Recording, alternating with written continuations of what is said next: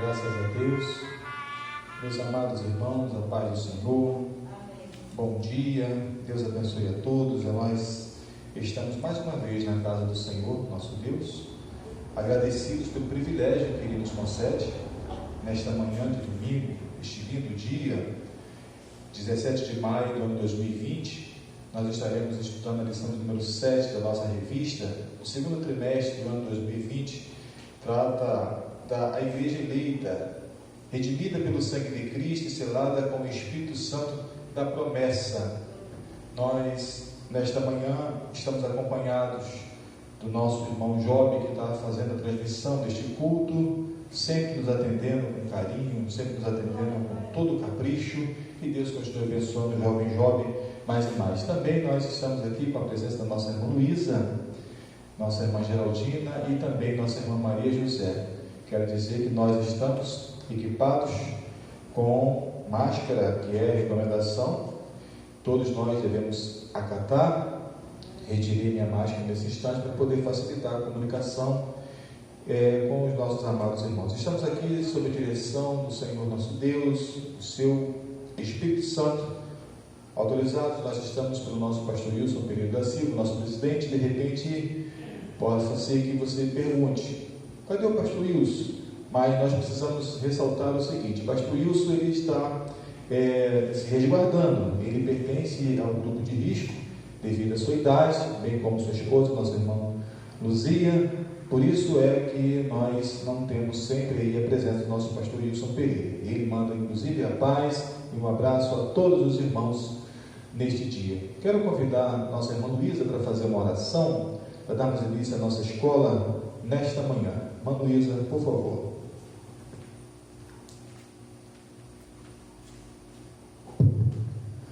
A paz, Senhor, igreja. Bom dia, um bom domingo para todos nós. Soberano Deus, eterno Pai, eleve minha voz ao trono da Tua glória neste momento. Já te pedi perdão dos pecados, das minhas falhas, a falta diante de Ti. Queremos agradecer a Deus pelas nossas vidas, a vida do nosso pastor, o presidente Wilson, junto com a tua esposa, a vida do nosso pastor José Augusto também, junto com a tua esposa Tatiana. Continua abençoando o teu servo. Ó Deus querido, nós estamos aqui nesta manhã para aprender de Ti, ó Pai. Pai querido, Pai amado, aqueles que estão nas suas casas, ouvindo a Tua palavra, que nós possamos aprender cada dia mais. Sabemos que está difícil, mas o Senhor é conosco. E que quando tudo isso passar, nós possamos estar juntos para louvar e exaltar o nome do Senhor e aprender da Tua palavra, porque nós precisamos aprender e colocar em prática tudo que nós aprendemos. Pai querido, muito obrigado pela minha vida, a vida dos nossos irmãos, aqueles que têm desejo de vir, Pai querido, que o Senhor continue abençoando. Nós estamos aqui debaixo, Senhor, da proteção do Senhor e debaixo da lei de tudo aqui, Senhor, que nós estamos fazendo. É que eu te peço nesta manhã, já te agradecendo por tudo no nome santo de Jesus. Amém. Amém. Graças a Deus. Deus continue abençoando a irmã Luísa mais e mais. De acordo com o texto que estaremos estudando hoje, nos faz alusão e uma recomendação de louvarmos ao Senhor o hino, dentre alguns hinos, o hino 432 da nossa harpa cristã. Vamos louvar ao Senhor com este hino 432 da nossa harpa cristã.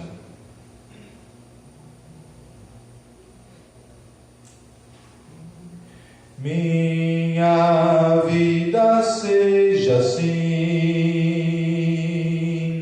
consagrada a Ti, Senhor, possas sempre Tu por mim operar o Teu amor, a minha alma lava, Salvador, no Teu sangue puro carmesim. Minha vida toma para ser Senhor Tua para sempre, sim.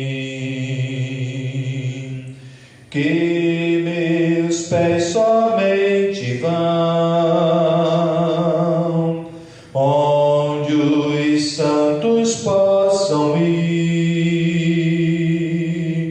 numa eterna alcanção. Minha voz se faz ouvir, a minha alma lava Salvador, no teu sangue puro carmesim. Minha vida toma para ser Senhor tua para sempre, sim. Seja o meu tempo já consagrado em teu labor, que meus lábios, Jeová, falem só do teu amor. A minha alma lava Salvador, no teu sangue puro carmesim. Minha vida toma para ser Senhor tua para sempre, sim. Toma, ó Deus, o meu querer, faze o teu, ó Salvador, hoje habita no meu ser, enche-me do teu fervor, a minha alma lava Salvador, no teu sangue puro carmesim. Minha vida toma para ser Senhor tua para sempre, sim. Ó, recebe-me, Senhor, quando venho me prostrar a teus pés, ó Salvador. Hoje vem me consagrar, a minha alma lava Salvador, no teu sangue puro carmesim. Minha vida toma para ser Senhor tua para sempre, sim. Glórias a Deus. Deus abençoe a todos mais e mais. Que a nossa vida verdadeiramente seja consagrada ao Senhor. Nesta lição, irmãos, lição de número 7, no dia 17 de maio do ano 2020, da nossa revista da Escola Bíblica Dominical, nós estaremos estudando sobre Cristo é a nossa reconciliação com Deus. Se você, de repente, não tem o exemplar da sua revista desse trimestre, você poderá nos acompanhar. A leitura está em Efésios 2, de 14 ao 19. Você pode acompanhar através da sua Bíblia Sagrada. O texto áureo se encontra na carta do apóstolo Paulo aos Efésios, capítulo de número 2, versículo 14, que diz: porque Ele é a nossa paz, o qual de ambos os povos fez um, e derribando a parede de separação que estava no meio. A verdade prática: ao morrer na cruz do Calvário, Cristo reconciliou os eleitos, desfazendo a inimizade entre Deus e os homens.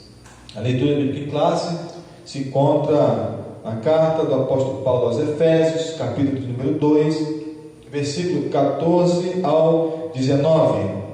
É importante fazermos essa leitura e faremos então a partir do versículo 14, que diz assim: porque Ele é a nossa paz, o qual de ambos os povos fez um, e derribando a parede de separação que estava no meio, na sua carne desfez a inimizade, isto é, a lei dos mandamentos, que consistia em ordenanças para criar em si mesmo um novo homem, fazendo a paz, e pela cruz reconciliar ambos com Deus, e em um corpo, matando com ela a inimizade. E vindo ele, evangelizou a paz a vós que estáveis longe e aos que estavam perto, porque por ele ambos temos acesso ao Pai em um mesmo Espírito. Assim que já não sois estrangeiros nem forasteiros, mas concidadãos dos santos e da família de Deus. Nosso objetivo nesta lição, nesse dia, é trazer a consciência que por meio do sacrifício de Cristo lá na cruz do Calvário, o sacrifício vicário, esse vicário aqui é um sacrifício substitutivo, ou seja, aquilo que era para nós passarmos, o Senhor passou. Então, por isso que é o sacrifício vicário. Cristo desfez a inimizade e entre dois povos Ele criou um só povo, que é a igreja que é lavada e remida no seu sangue. Esta lição nós temos 3 tópicos, cada um deles dividido em 3 subtópicos, e o primeiro ele vai tratar sobre Cristo desfez as inimizades entre os homens. Na nossa introdução, do meio para frente, nós lemos o seguinte: no versículo 13, o apóstolo Paulo usa a expressão adversativa, mas agora, que indica que algo aconteceu e alterou a situação dos gentios, alterou a situação de antes. Ele explica que essa mudança repousa na obra de Cristo na cruz do Calvário. Vós que antes estáveis longe, já pelo sangue de Cristo chegaste perto.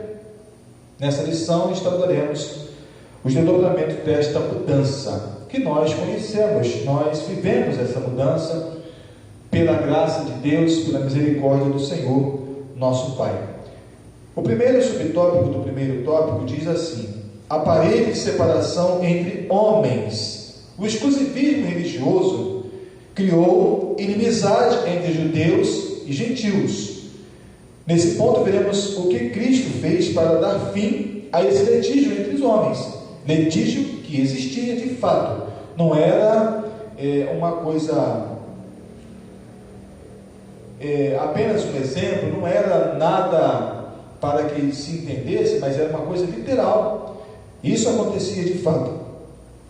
Trata-se de uma analogia com as muralhas do Templo de Jerusalém. A estrutura da construção revela o exclusivismo religioso do judaísmo. Por que exclusivismo religioso? Eles entendiam serem superiores, serem absolutos, somente eles teriam acesso a Deus, e por consequência disso, desse entendimento, desse pensamento, ter esse julgamento de se sentirem superiores aos demais, aos gentios, isso trouxe para eles uma condição dentro do coração que eles deveriam se separar, não poderiam ter acesso às coisas de Deus, não poderiam ter acesso às coisas santas, aqueles que não eram judeus.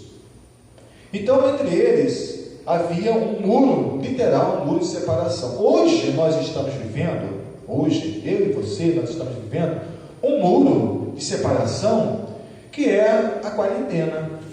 A quarentena, vamos colocar como esse exemplo, essa quarentena, você de repente está longe de alguém que você gostaria de estar perto. E eu, por exemplo, desde que iniciou a quarentena, eu só falo com a minha mãe pela chamada de vídeo, pelo WhatsApp. Ela está ficando até internada, ela consegue conversar direitinho, né? Mesmo um pouco audição, mas ela consegue conversar. Então, é uma parede de separação, para resguardar até porque ela está dentro do grupo de risco, pela sua idade e algumas comorbidades. Nós temos essa separação. E eu não faço essa visita por trabalhar numa área de risco, dentro de uma área de saúde.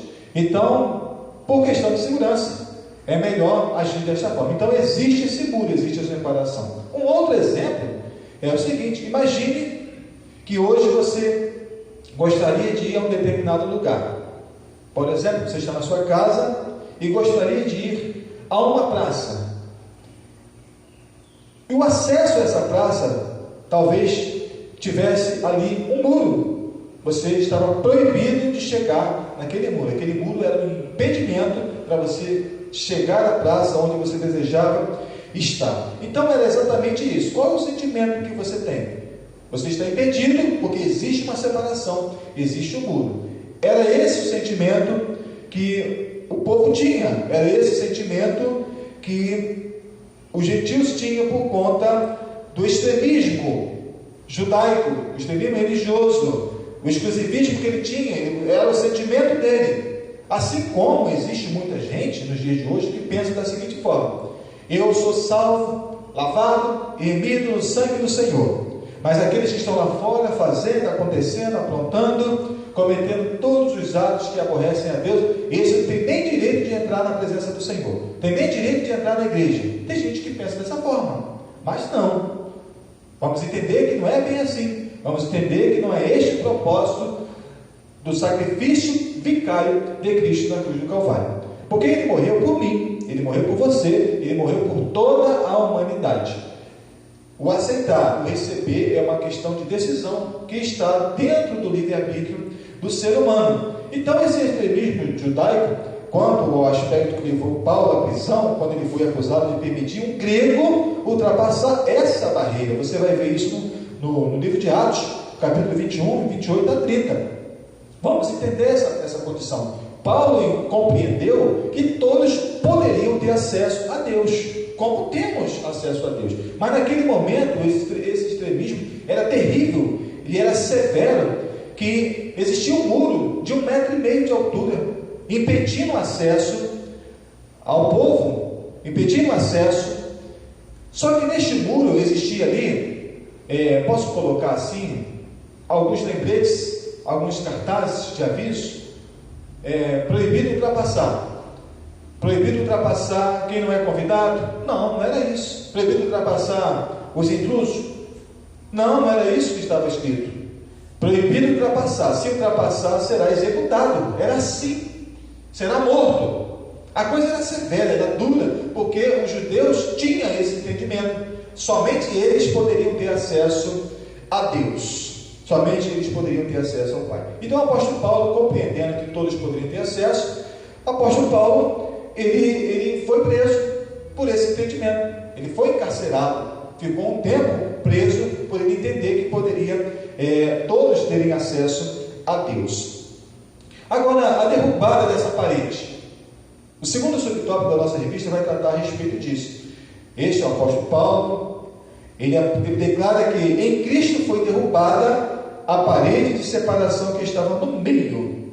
Essa barreira era tanto literal como espiritual. De fato, a parede ela foi destruída, não existia mais aquela parede. Ela foi destruída, literalmente. Jogaram ao chão esta parede. A parede física que existia e também a parede espiritual. Essa barreira, ela precisava ser destruída. Ela precisava ser quebrada. Ela precisava ser desfeita para que todos pudessem ter acesso a Deus. Então, esse acesso só foi possível através de Cristo, através do sacrifício, através da obra redentora do nosso Mestre. Assim, não somos mais forasteiros, mas somos da família de Deus, temos acesso à presença do Pai, e pelo sangue de Cristo temos livre entrada no santuário de Deus. Há um equívoco de muitos que dizem assim: todos são filhos de Deus, mas não são. Não são, todos não são filhos de Deus, não são. Aqueles que ainda estão lá fora, eles hoje são vistos, são considerados, estão na condição de pecador, como são, porém criatura, só passa a ter o direito de ser filho aqueles que recebem, aqueles que creem, aqueles que aceitam Jesus. A todos, pois, quantos creem, deu-nos o direito de serem feitos filhos de Deus. Então precisa crer. Não se engane dizendo que meu amigo, meu filho, meus pais também são filhos de Deus. Se eles estiverem fora do caminho do Senhor, se eles estiverem distante da obra redentora de Cristo, não valorizam a obra de Cristo, eles são criaturas, não tem jeito, a Bíblia nos diz dessa forma, e assim nós cremos. Então hoje nós temos esse livre acesso ao Pai, porque Ele nos deu esse direito de sermos filhos através de Cristo. Nós chegamos a Deus através de Cristo. No templo, o tabernáculo tinha o véu que separava. Tinha o santuário, e tinha o santo dos santos, o lugar santo. Existia uma separação. Então somente o sumo sacerdote que entrava, que tinha acesso, mas ninguém tinha acesso. Hoje nós temos acesso a Deus, o lugar santo, o lugar santíssimo. Todos temos acesso a Deus por Cristo Jesus. A Bíblia diz que quando Jesus Cristo morreu, o véu do templo ele foi rasgado do alto a baixo. Foi rasgado de alto a baixo. Então não houve mais separação. Aquela separação já deixou de existir. Naquela ocasião, qualquer um que quisesse oferecer algo a Deus, um sacrifício de adoração, um sacrifício de louvor, um sacrifício para a remissão do seu pecado, era feito pelo sacerdote. Era dessa forma. O sumo sacerdote oferecia a Deus como cheiro suave, como oferta de sacrifício, como oferta de louvor. E quem oferecia ficava limitado a um determinado perímetro. Ele não tinha acesso. Hoje, você mesmo pode oferecer a Deus aquilo que você deseja que Deus receba. Então, isso só é possível através de Cristo Jesus. O conceito da lei e dos mandamentos, terceiro subtópico, diz assim: a compreensão desse conceito repousa na visão tripartida da lei mosaica. Que divisão são essas? Que conceitos são esses? O moral, o cerimonial e o civil, que na verdade são três esferas da mesma lei. Estavam compreendidos dentro dessa mesma lei esses critérios. A lei civil diz respeito aos israelitas como cidadão. A lei moral permanece em vigor como padrão de conduta, mas não como meio de salvação. Eu disse há poucos dias que a lei ela existe para manter a ordem. Se não existisse a lei, muitas coisas nós seríamos afligidos. Os vizinhos, por exemplo, você tem aí sua casa, você tem o seu muro, tem a sua cerca, ali você está limitando o seu território. O seu território é esse, o território do seu vizinho é aquele. E por conta disso você respeita o seu vizinho. Você não vai jogar lixo no seu vizinho, claro, que você não gostaria que o seu vizinho jogasse dentro do seu. Você não faria nada para incomodar o seu vizinho, porque você sabe que existe uma lei. E essa lei te dá uma segurança. Então a lei ela existe para isso, para manter a ordem. Hoje se fala aí sobre o lockdown, que é o bloqueio total. Alguns estados, algumas cidades estão colocando isso para limitar o ir e vir dos cidadãos para conter o avanço do coronavírus. Então isso só foi possível através de uma lei. Foi imposta uma lei, houve-se um decreto para que essa lei fosse entrada em vigor e assim pudesse valer, para que o povo cumprisse e assim tivesse o efeito proposto. Então a lei é para manter a ordem, a lei é para manter a boa conduta, um padrão de regra para a sociedade. A lei cerimonial ela é citada como sendo a circuncisão e também o sacrifício que o povo fazia, a comida e bebida, dia de festas, a lua nova, os sábados, todos esses ritos que aconteciam estavam dentro da lei cerimonial do povo judeu. Eles tinham essa compreensão e se colocavam em prática porque eles guardavam de forma severa, de forma segura a lei. Ao ponto de, há poucos dias também fizemos aqui uma narrativa falando a respeito daquela mulher que foi pega no ato de adultério. Eles levaram aquela mulher aos pés do Senhor Jesus para que, no entendimento deles, segundo a lei, ela fosse apedrejada. A lei dava condição, a lei dava prerrogativa, a lei apontava o erro, a lei apontava o pecado, mas não redimia o homem do pecado, não perdoava o pecado do homem, não dava uma nova condição ao homem, ela apenas julgava e sentenciava, e ponto final. Era isso que acontecia com a lei. Esses ritos identificavam a posição do povo judeu diante de Deus e demonstrava a hostilidade deles para com os gentios. Ou seja, tudo quanto eles executavam, tudo quanto eles guardavam dentro da lei, eles colocavam em detrimento os gentios. Os gentios não têm acesso, os gentios não podem, os gentios não têm condição de usufruir, de ter acesso a Deus, de ter acesso a todas essas coisas que temos, que ele, no entendimento, os judeus guardavam no seu coração. A revogação dessa lei é o quarto e último subtópico deste primeiro. Diz assim: a eliminação das barreiras que dividiam os judeus e gentios se deu pela revogação da lei e os mandamentos, que consistia em ordenanças. Essa revelação não contradiz o que Jesus disse: não vim para revogar, mas sim cumprir a lei, que está no Evangelho de Mateus 5:17. Conhecemos bem esse texto. Então, inclusive, quando esta mulher, que citamos aqui, a mulher adúltera, foi levada aos pés de Cristo, eles foram levar aos pés de Cristo para ver qual seria a posição, o que Jesus Cristo falaria. Então, Jesus Cristo, em nenhum momento, ele abriu mão da lei. Em nenhum momento, ele disse: olha, vou revogar a lei nesse instante. Não, ele disse o seguinte: aquele que não tiver pecado, seja o primeiro a tirar a pedra. Então não houve quem atirasse a pedra, porque eles entendiam, compreendiam até mesmo pela lei que eles tinham pecado.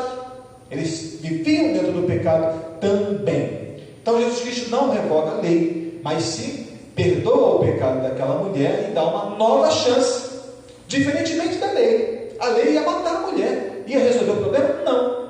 A mulher seria apedrejada, seria morta. Mas o problema dela não seria resolvido. Eles apenas iriam tirar um fardo, um erro da sociedade, mas o indivíduo em si, ele estaria com a sua alma presa eternamente, estaria com a sua alma no castigo. E quando Cristo ele morre por resgate da humanidade, quando Cristo foi lá na cruz do Calvário, o sacrifício vicário, o sacrifício que deveria ser meu e seu, ele não morreu para nos dar posses terrenas. Entenda isso. Há muitas igrejas que erram, eu posso dizer aqui com muita segurança, há muitas igrejas, há muitos pregadores que erram de forma seríssima, de forma cruel, de forma terrível, que é a seguinte: o Evangelho de Cristo é o Evangelho da cruz. Ninguém chega a Deus se não for pela cruz. Ninguém chega a Deus se não for por Jesus. E existem pregadores que fazem assim: olha, vem para cá, aqui você vai ter isso, você vai ter aquilo. Ele nos diz: vem para Cristo. Ele diz assim: vem para a igreja tal, vem para o ministério tal, aqui você vai receber isso, você vai receber aquilo outro, você vai ter a chave disso.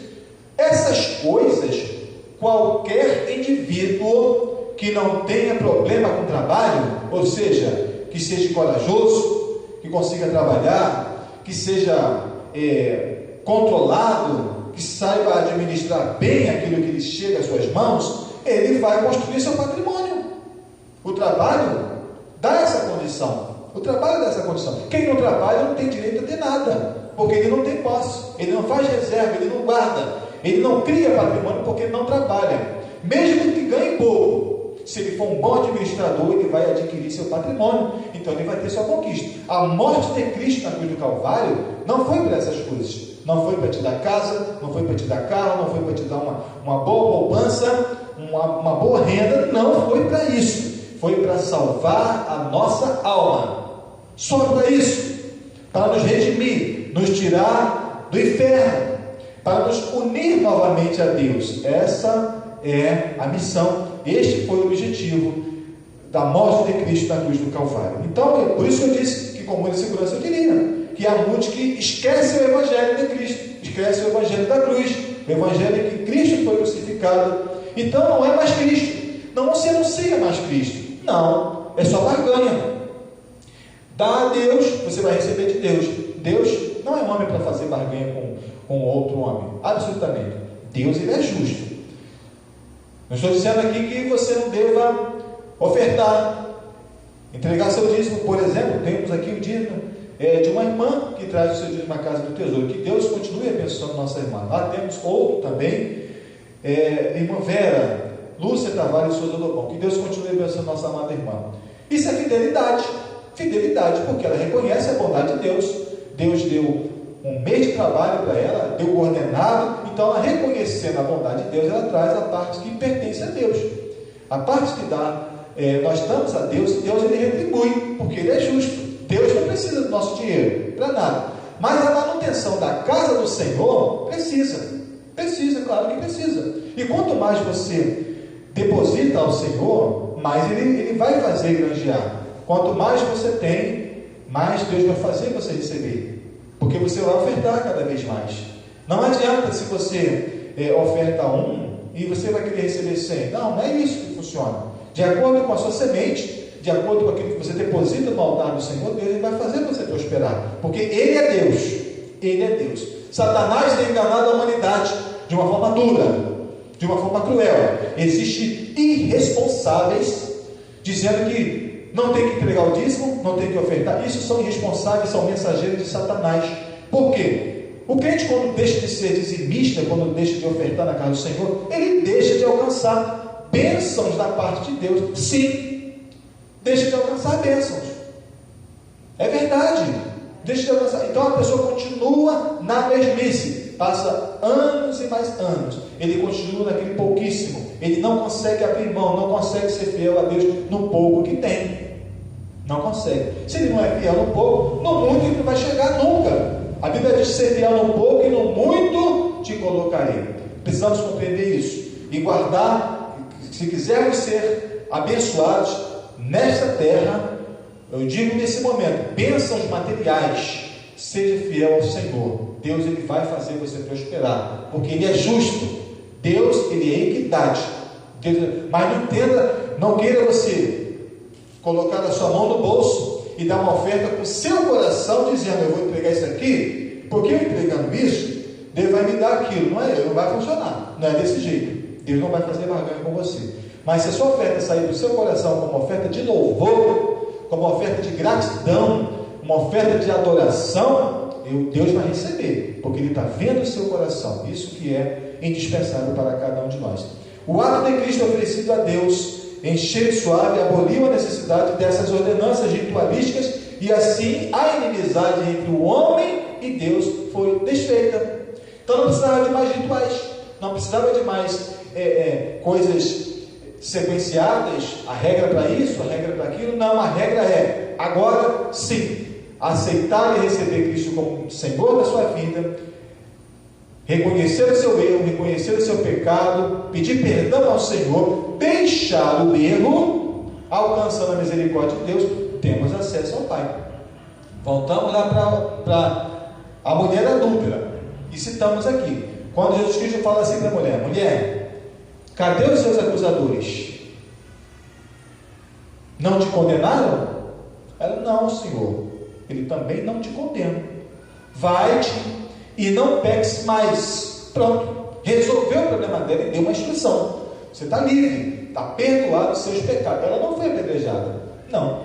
Jesus não fez anota aí, no relatório, o que você fez? Como é que te pegaram? Com quem você estava? Jesus não fez isso. Ele simplesmente disse: perdoados estão os seus pecados, vai e não peques mais. Pronto. É isso que precisamos receber de Deus, o perdão dos nossos pecados, para termos comunhão com o Pai. Resolve o nosso problema. Lembrando que as coisas espirituais, elas são espirituais, as carnais são os carnais. Ou seja, quem está na carne não entende as coisas espirituais, e quem está no Espírito, ele não tem a condição de receber as coisas materiais, ele fica tolhido das coisas materiais, ele não tem prazer. não tem condição de conviver com as coisas materiais, porque ele está dentro da espiritualidade. Deus é espírito e requer de cada um de nós que o adoremos em espírito e em verdade. O terceiro subtópico lá atrás, ele vai falar a respeito da lei, como já falamos, que é a lei moral, a lei civil, a lei cerimonial, e também ele cita nesse tópico sobre a questão da nacionalidade, sobre a questão do como o ser humano ele tinha a condição de estabelecer o seu território. Por exemplo, se você chega em uma determinada nação, olha, eu sou brasileiro. Algumas nações vai ter que te olhar assim meio que atravessado por você ser brasileiro. Por quê? Porque o brasileiro, infelizmente, em alguns países ele não tem boa fama. Alguns países veem o brasileiro como enrolão, trapaceiro, um país corrupto. Então eles entendem que todos os cidadãos têm esse intento. Mas na verdade nós entendemos que toda regra tem a sua exceção, e isso nos dá um refrigério por conta. Mas quando o apóstolo Paulo ele foi preso, no Atos 16, no Evangelho, nós entendemos que ele, ao ser aprisionado, ele na mesma hora, ele apela por sua cidadania. Olha, eu sou cidadão romano. Eu sou cidadão. Os guardas, então, naquele mesmo momento, eles tremeram, eles se amedrontaram, porque eles sabiam que os cidadãos romanos, eles tinham os seus direitos e também tinham os seus deveres. E os direitos dos cidadãos, ali, nesse momento da situação do apóstolo Paulo, eles não poderiam lançar mão de Paulo, eles não poderiam pôr as mãos sobre Paulo, porque ele tinha direito garantido por causa da sua nacionalidade. Ele tinha esse prerrogativo. E isso é muito importante, a cidadania. Então isso, por que cidadania? Por que estamos citando? Porque agora nós somos cidadãos dos céus. Agora somos cidadãos dos céus. Porque lá no livro de Gênesis, capítulo 3, o capítulo mais triste da história do homem, que foi a queda do homem, lá no Jardim do Éden. A história mais triste. Nesse momento, houve a separação. O pecado é que traz inimizade entre nós e Deus. Então, desde esse momento, tinha a divisão, tinha a inimizade, tinha a separação entre nós e Deus, até Cristo chegar e nos redimir na cruz do Calvário. O segundo tópico vai falar sobre a paz. Cristo fez um novo homem. Pela paz, Cristo fez um novo homem. A partir dessa expressão que citamos, e também da expiação na cruz do Calvário, a paz foi proclamada de ambos os povos, os judeus e os gentios. Cristo fez uma nova humanidade. Já deixou de existir a distinção entre esses dois povos. Esse conceito bíblico, o primeiro subtópico, diz assim: de forma geral, a paz é descrita de boas relações, do fim de conflito, de um estado de tranquilidade e de uma qualidade espiritual. Na passagem em apreço, o apóstolo ressalta a paz conferida por meio de Cristo. Sua morte na cruz desfez a nossa inimizade com Deus, e como os homens, tornando possível a reconciliação entre ambos e promovendo assim a paz. Conhecemos a paz. A paz, a Bíblia trata que a paz que o mundo dá. Qual é a paz que o mundo dá? João 3,27, Jesus Cristo fala assim: não vos a dou como o mundo a dá. Então a paz que Cristo nos dá é diferente do mundo. Por que é diferente do mundo? A do mundo, a paz que conhecemos é uma ausência de conflito. Existem países aí que estão em paz, mas por qualquer coisa eles entram em conflito, deixa de existir a paz. Você de repente está em paz com a sua vida, com tudo. Quando alguma coisa sai do seu controle, você perde a paz. Então essa é a paz que o mundo dá. Existe uma diferença muito grande. Agora, a paz com Deus, Romanos 5 e capítulo 5, versículo 1, nós temos paz com Deus por intermédio de Cristo Jesus, porque antes nós não tínhamos a paz. Então existe a paz que o mundo dá, a paz com Deus, que nós recebemos essa paz através de Cristo Jesus, e também a paz de Deus que excede todo entendimento. Filipenses capítulo 4, versículo 7. A paz de Deus, que excede todo entendimento. E essa paz de Deus, ela nos dá o entendimento das coisas. E ela é superior. Ela excede todo e qualquer entendimento da humanidade. Essa paz nós precisamos entender, precisamos receber, guardar dentro de cada um de nós. Cristo é o motivo da nossa paz. O segundo subtópico. O apóstolo Paulo, ele declara que Cristo, ele é a nossa paz.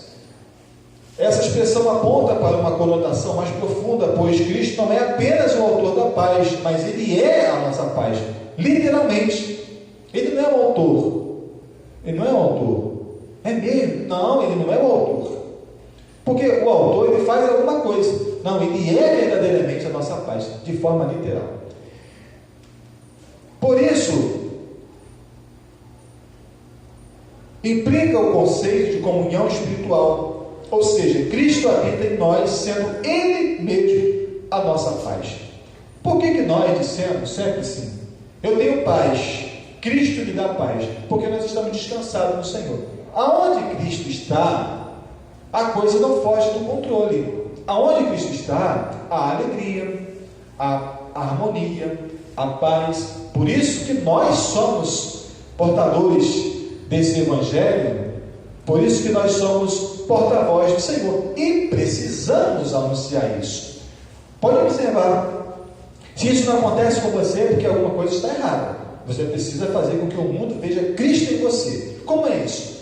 No seu trabalho, por exemplo, existem aqueles que, infelizmente, ou ainda não receberam Cristo como seu Senhor e seu Salvador. Então eles são, na sua grande maioria, arteiros, são baderneiros, falam bobagens, falam coisas impróprias e tudo mais, rodas que escárnios e coisas terríveis que aborrecem a Deus. Quando você chega, ou pelo menos deveria ser assim, quando você chega, eles imediatamente falam: ó, parou, fulano chegou, parou porque fulana chegou. Isso precisa existir. O povo que anda em trevas precisa ver a luz de Cristo em você, precisa ver Jesus em você, e aonde você chega, se é que eles vejam Cristo em você, se é que Cristo habita em você, você vai trazer paz. Você não vai trazer, você vai desfazer todo e qualquer conflito, e se houver alguma discordância entre eles, vai haver paz, vai haver alegria, porque Cristo está presente, porque você está ali. Então Cristo, Ele é a nossa paz. E se você entra num território de conflito, você vai ter paz, porque a sua vida e a sua presença vai contagiar o ambiente. O cristão ele tem que ser assim. Se isso não acontece com você, você precisa se corrigir, você precisa buscar mais de Deus e ter verdadeiramente Cristo habitando em você, para que você tenha a verdadeira paz, porque Cristo é o motivo da nossa paz. Ele é a nossa paz. Terceiro subtópico: a nova humanidade formada pela paz. Que humanidade é essa? Olha que maravilha que Deus faz conosco quando Cristo nos dá essa condição. Ele uniu os povos que antes hostilizavam para criar em si mesmo um novo homem fazendo a paz. Essa unidade não foi o resultado de algum acordo firmado entre os homens. Não foi. Ela foi realizada em si mesmo, no próprio Cristo. Ou seja, o único modo possível era o próprio Senhor, era o próprio Cristo, e por meio dele também, e por meio de Cristo também. A partir desse momento, surge uma nova humanidade. Que humanidade é essa? Eu e você, a igreja. A igreja. Hoje nós entendemos o seguinte: nós vemos aí, aqueles que estão lá fora sem Cristo, eles estão na condição de criatura, já falamos aqui, na condição de criatura. Quando eles aceitam Cristo, eles passam a ter o direito de serem feitos filhos de Deus. Então ele vai entrar para uma nova humanidade, que é a igreja lavada e remida no sangue do Senhor. Ou seja, onde não há circuncisão, nem incircuncisão, ou seja, não há mais rituais, não há ritualismo, não há mais regras de ritos, mas sim obediência à palavra do Senhor, andar em santidade, andar em separação, andar buscando os céus, viver para agradar a Deus, viver para que o mundo veja Cristo em você. Essas são as prerrogativas da igreja. E existem aqueles que estão inseridos na igreja, estão dentro desse organismo que é a igreja, mas está fora, mas está desligado desse organismo. Está dentro de uma organização que é chamada igreja, a organização igreja, mas está fora do organismo. Existem crentes assim. Como assim? Crentes que já estão perdidos da comunhão, não sente mais o desejo de buscar a Deus, não recebe mais nada da parte de Deus. Deus fala com ele e ele não escuta, não consegue entender o que Deus está falando. E Deus ele nos fala por vários meios, especialmente pelas Escrituras Sagradas. O Senhor ele fala conosco, ele usa alguém para falar conosco. De repente você vê uma criança falando, Deus ele fala com você. Eu vou contar um fato que aconteceu comigo há um tempo atrás. Eu estava assim ao entardecer, era um feriado, estava um pouquinho preocupado, um pouquinho pensativo. Então eu me assentei em uma praça para descansar um pouquinho, e o tempo foi passando, e eu estou ali meditando, e começou a escurecer. Daqui a pouco eu estava sozinho naquela praça, sozinho, um feriado, estava meio nublado, não estava chovendo. Nisso passou um menino, um rapazinho aí de seus 12 anos, 13 anos. Ele passou e falou assim: moço, o senhor está bem? Eu falei: estou sim, meu filho. E você está bem? Estou. Mas não fica aí não, vai para casa, aí é perigoso.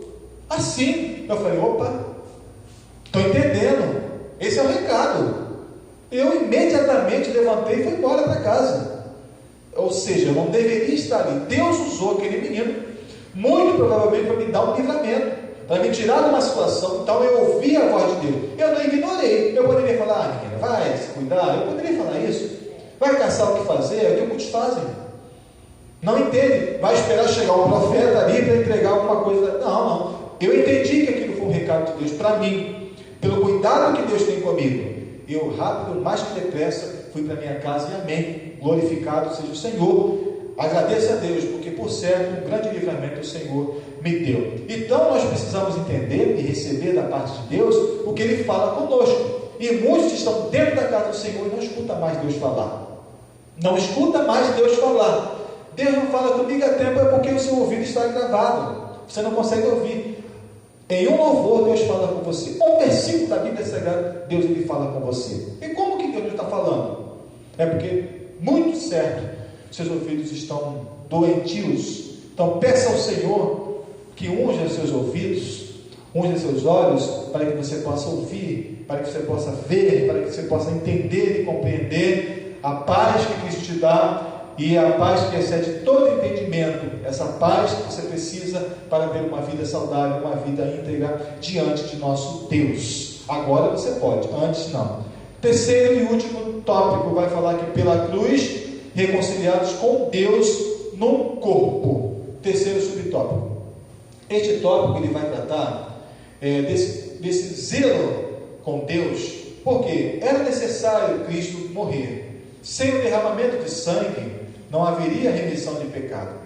Então era necessário Cristo morrer. Era necessário. Há alguns que dizem que nós prezamos muito sangue, consideramos muito sangue. O sangue de Cristo, é o sangue de Cristo, sim, é o sangue que foi derramado.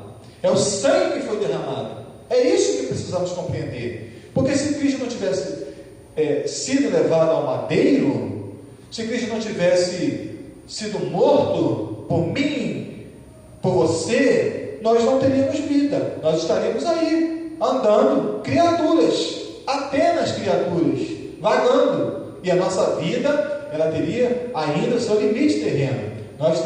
Todos nós temos um limite de vida. Todos nós temos um limite de vida. Não tem jeito. Uns chegam a 80, outros chegam a 90, outros a 110, 115, 120, e aí vai. Nós temos esse limite. Mas esses que chegam à sua longevidade é pela sua robustez, pela sua saúde, sua condição de vida. Isso graças a Deus. Mas se não fosse por Cristo, iríamos perecer, iríamos morrer. Porque lembra que eu disse que o sacrifício de Cristo foi para o perdão do nosso pecado e para resgatar a nossa alma. Porque a nossa carne, é pó, vai ficar aí, pó, volta ao pó, como era. Espírito, ele volta a Deus que o deu. Então, o intento de Deus era fazer essa comunhão, porque Deus, ele é Espírito.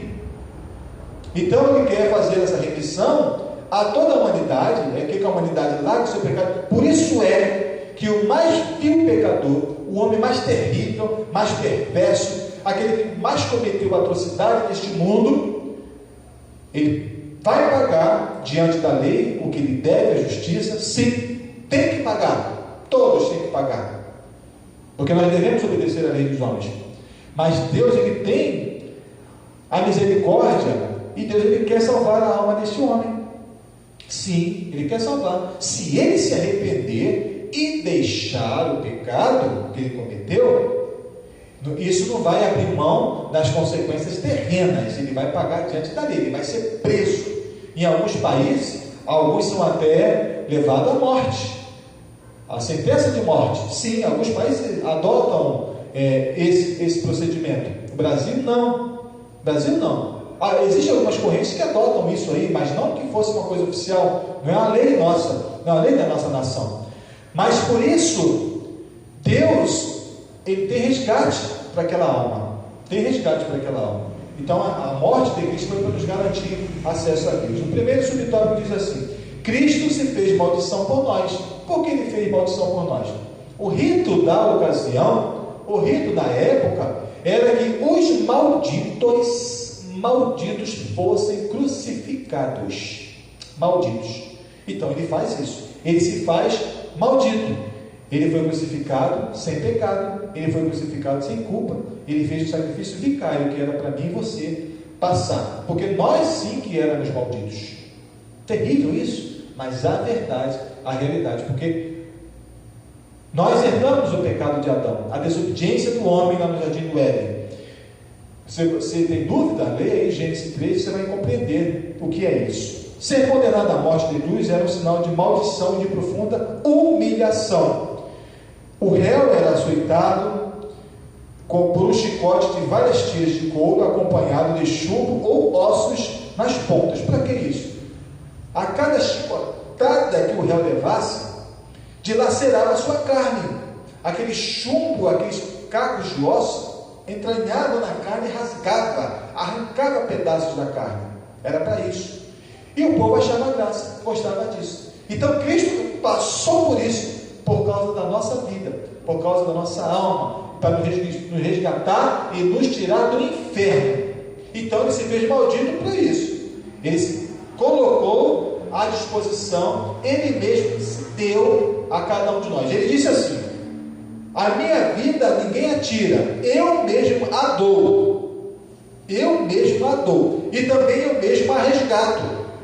A autoridade que ele tem sobre a morte, ele mesmo deu a sua vida para nos resgatar. A Bíblia diz que Jesus Cristo, ele morreu nessa cruz e ele foi sepultado. Ao terceiro dia ele ressuscitou, ou seja, cumpriu-se o que ele disse, que ele mesmo traria de volta a sua própria vida. Diz ainda: em seguida é obrigado a carregar publicamente a sua cruz até o lugar da execução. Imagina, a pessoa sofria todos os escárnios, todas as palavras terríveis, porque ele era maldito, açoitado, com a carne dilacerada, as costas dilaceradas. Se você se arranha com uma coisa pequena, você sente uma dor terrível. Como que você sente dor? É terrível. Imagine as suas costas dilaceradas, e ainda carregando uma cruz de madeira. E não era qualquer cruz, era coisa pesadíssima. Nós vemos essa história de Cristo, o que aconteceu com o Senhor. Chegou um ponto que Jesus Cristo, na via crucial, o que Jesus Cristo estava passando, que ele sofreu muitos açoites, ele não teve mais condição física de carregar a sua própria cruz. E os soldados mandam que alguém carregue aquela cruz. Carrega essa cruz para ele aí. Pegou alguém e obrigou a fazer isso, porque Jesus Cristo já não tinha mais condição, porque eles mesmos, os soldados, não colocavam nem a mão. Não, a população não poderia pôr a mão. Então, mas ele precisava ser levado para o Calvário. A cruz precisava ser plantada no Calvário. Ele precisava ser levantado no Calvário. Então a cruz foi levada lá. Alguém foi ordenado a fazer isso para que a cruz chegasse no local devido, por causa da nossa vida, por causa de cada um de nós. Apesar disso, Cristo suportou a afronta. Ele sofreu todos os escárnios. Ele passou por razões. A cruz era escândalo para todos. A cruz era escândalo para os judeus. A cruz era loucura para os gentios. Tudo isso nós conhecemos. Era terrível. Mas importa que o Filho seja levantado. Assim como Moisés levantou a serpente no deserto. Importa que Cristo seja levantado para nos redimir, nos dar acesso a Deus. Que maravilha! Eu particularmente fico triste. Eu, homem, eu falho, eu pecador, como todos nós somos. Eu me entristeço quando alguém abandona o Cristo, abandona o Evangelho, ignora o que Cristo passou, despreza o sofrimento de Cristo, despreza os açoites, despreza os escárnios, a cruz que foi implantada sobre sua cabeça, que foi entranhada na sua pele. Ignoram isso por causa de capricho, por causa de melindragens, de coisas banais, coisas que passam. Desprezam o mestre, desprezam o mestre. Você não consegue passar uma coisa pequena, uma provação pequena, e já abandona Cristo. Jesus não abandonou a cruz. Não, ele não abandonou a cruz. Não abandonou, ele disse que ia até o fim. Ele disse: Pai, se possível for, quando ele estava agoniando, a oração que ele fez, Pai, se possível for, passa de mim este cálice, porque ele sabia o que ia passar. Ele sabia, ele não foi pego de surpresa, ele sabia o que ia passar, mas todavia seja feita a tua vontade. Eu me coloco à disposição para cumprir a tua obra. É isso que ele fez. E o que você tem feito por isso? Nós precisamos refletir a respeito disso. Hoje nós estamos em quarentena. Eu confesso que eu sinto muita saudade dos irmãos aqui na igreja. Eu confesso que eu sinto saudade de ver o rosto de cada um dos irmãos. Confesso, sim.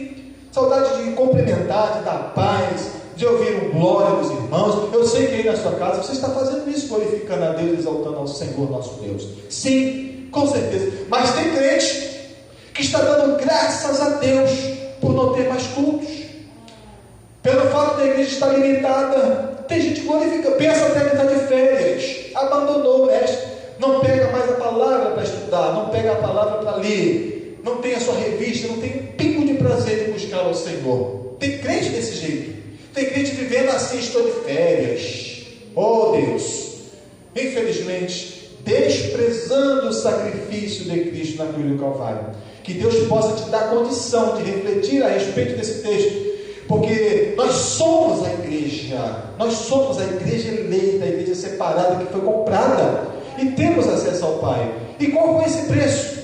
Nós recebemos a salvação de graça. Mas essa graça que nos alcançou não saiu de graça, porque foi o sangue derramado. Você daria a sua vida por alguém? Eu acho que no máximo que você faria é dar a vida para o seu filho, é dar a vida pelos seus pais, talvez pelos seus pais. Tem isso. Tem gente que pensa: não, meu pai e minha mãe já está velho, eu não vou fazer nada. Não, larga. Tem uns até que abandona, leva lá para o asilo, esquece, como se fosse um objeto. Tem gente que age dessa forma, terrivelmente. Mas no máximo que você faria, se você visse o seu filho numa condição deplorável, dependendo de um ato seu, eu creio que pelo amor que você sente pelo seu filho, você até daria a sua vida.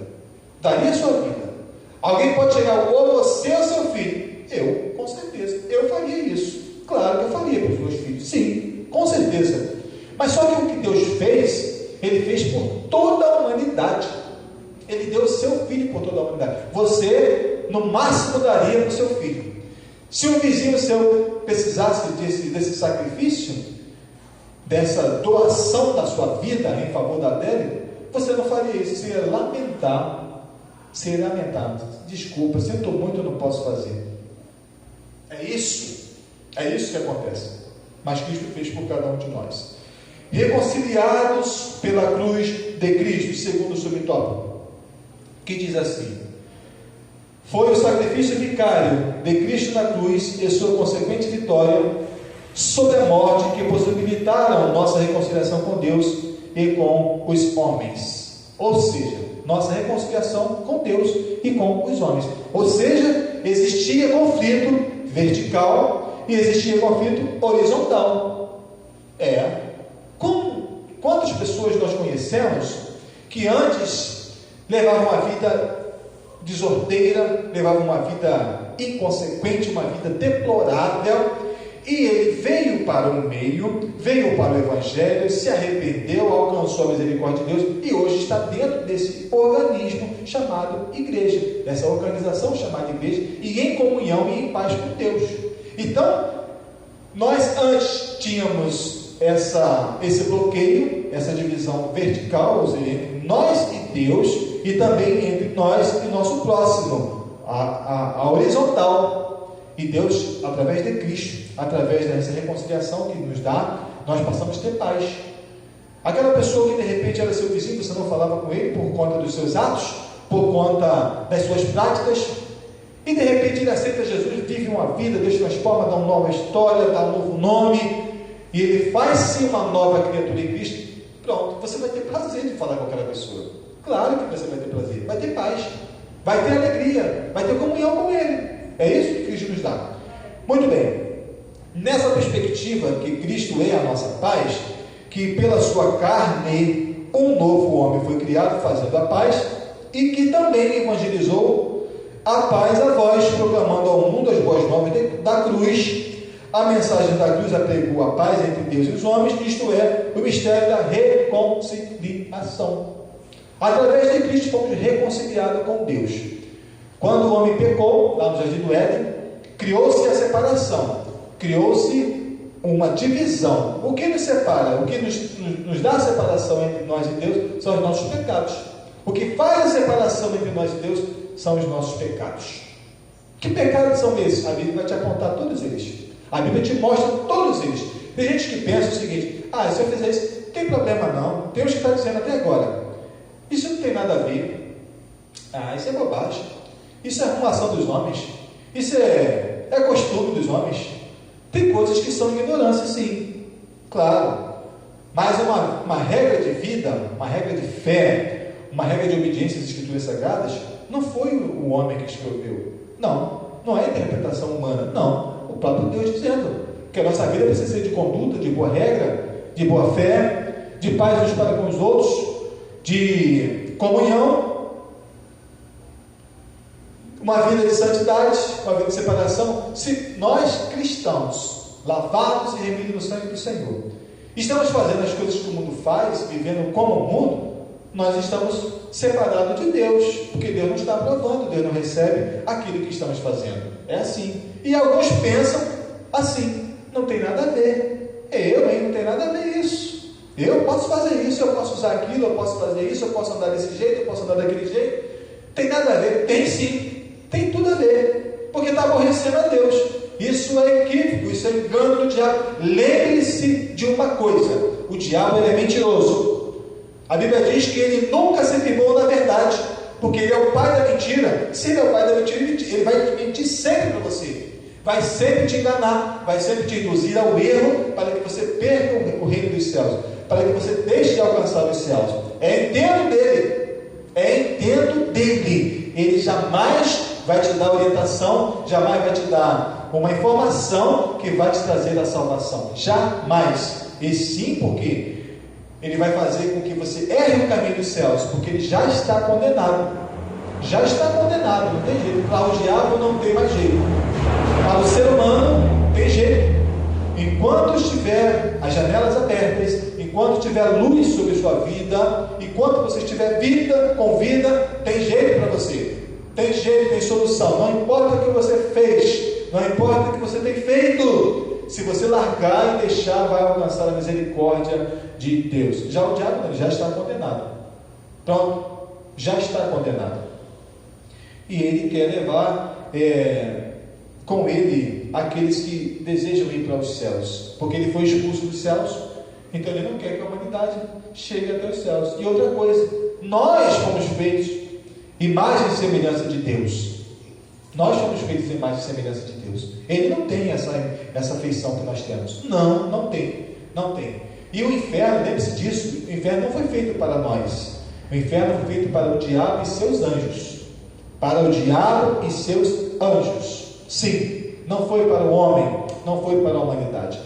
Muito bem, agora reconciliado o terceiro e último subtópico da nossa lição. Reconciliados na cruz em um corpo. O apóstolo Paulo reforça que o propósito de Cristo foi de reconciliar ambos os povos, que são os judeus e os gentios. Muito bem, essa reconciliação era com Deus em um corpo.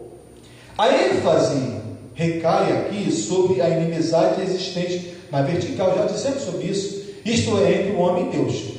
No versículo 14 que lemos agora, na nossa leitura bíblica em classe, o destaque era a inimizade horizontal entre os dois povos. Era isso. Por isso que esses povos foram reconciliados na cruz por Cristo Jesus. Todos foram feitos um só. Da forma da reconciliação, que a reconciliação deve ser duplamente compreendida, as duas inimizades foram desfeitas quando Cristo levou nossos pecados no madeiro. A ira de Deus, que por causa dos nossos pecados estavam sobre nós, foi gravada na cruz. Assim a reconciliação foi concretizada pela cruz, gerando um novo povo, num único corpo, que é a família de Deus e a igreja de Cristo Jesus. Que privilégio nós tivemos, que privilégio nós temos de pertencer à família de Deus, de pertencer a um corpo só. E esse corpo, Cristo é a cabeça. Cristo é a cabeça. Se Cristo é a cabeça, é Ele que comanda. Não tem jeito. O corpo sem cabeça não tem controle nenhum. Não tem. Se Cristo é a cabeça, existe uma diferença. Tem gente que fala que Cristo é o cabeça. Não, Cristo não é o cabeça, não.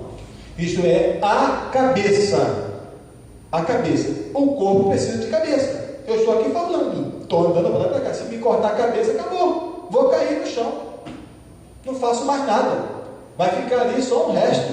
É assim. Então tem gente que está dentro da organização chamada igreja, está dentro do organismo chamado igreja, mas está desligado desse organismo.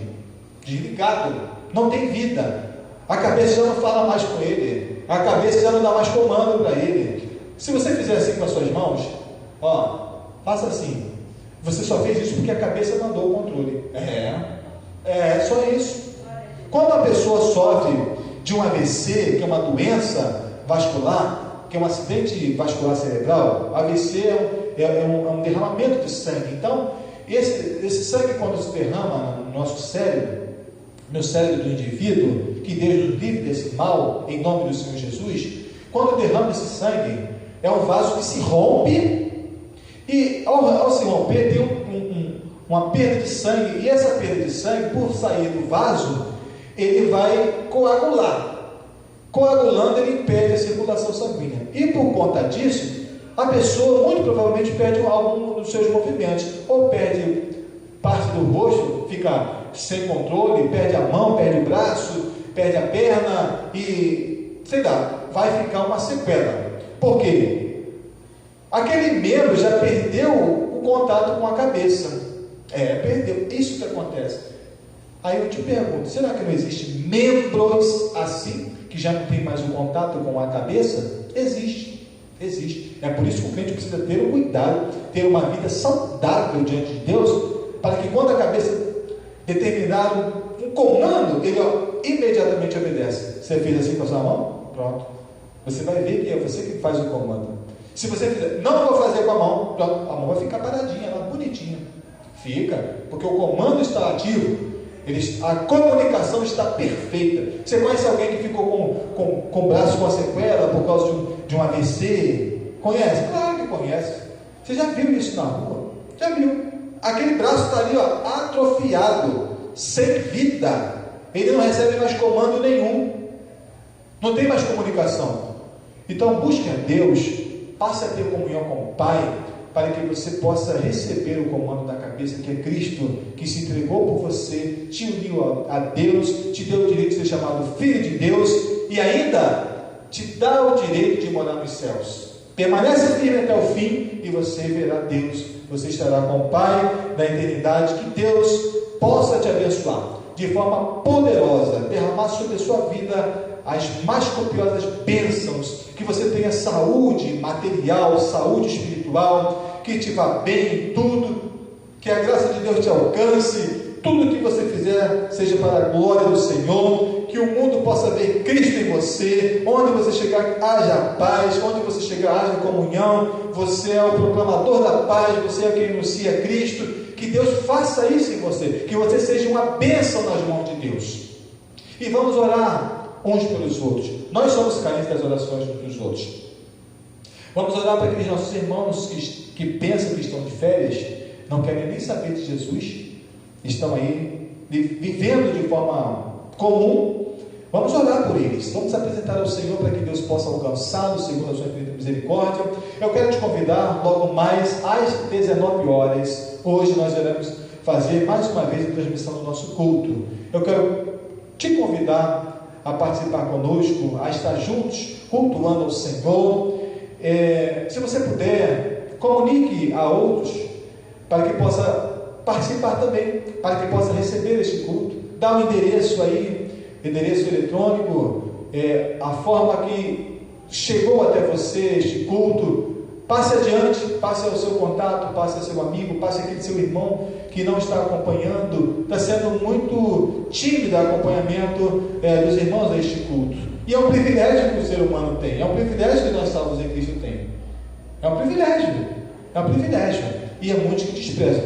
Conhecemos que há muitos que não têm acesso, sim, há muitos que não têm acesso, mas você pode ajudar de alguma forma. Se você puder fazer, faça, Deus vai te abençoar de forma poderosa. Nós já iremos entregar esse culto, esta escola bíblica nas mãos santas do Senhor, te convidando para estar logo mais conosco, cultuando ao Senhor às 19 horas, e no próximo domingo, se Deus assim nos permitir, estaremos aqui transmitindo a lição de número 8, que vai tratar sobre edificado sobre o fundamento dos apóstolos e dos profetas, dia 24 de maio, se até lá o Senhor nos conceder vida, nos conceder essa condição. E eu deixo aqui, como disse no início, nosso pastor Wilson Pereira, nosso presidente, ele manda um abraço e a paz a todos os irmãos. Se de repente você tem sentido a ausência do pastor Wilson Pereira, é por conta dele pertencer ao grupo de risco. Ele, bem como sua esposa, irmã Luzia, por isso que ele está evitando sair às ruas, está evitando vir à igreja, por conta desse resguardo que precisa ser feito. Que Deus abençoe o nosso pastor, que Deus abençoe a sua vida, e que Deus te dê um dia excelente, um dia de paz em sua presença. Fiquemos de pé e vamos entregar essa parte na mão do Senhor.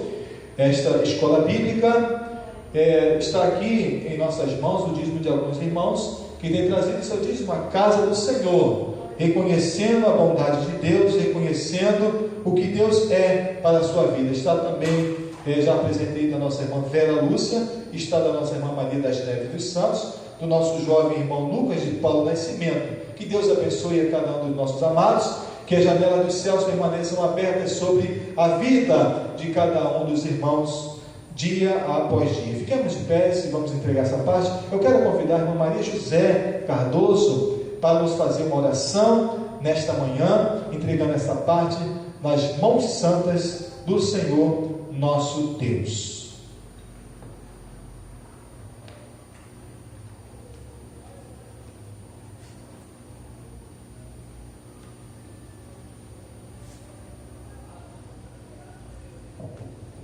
Saúde no meu coração, teu Pai do Senhor. Vamos orar, agradecer a Deus por esse momento que passamos aqui. Bendito Deus, eterno Pai, amoroso Salvador, diante da tua presença santa e gloriosa, obrigado, Senhor.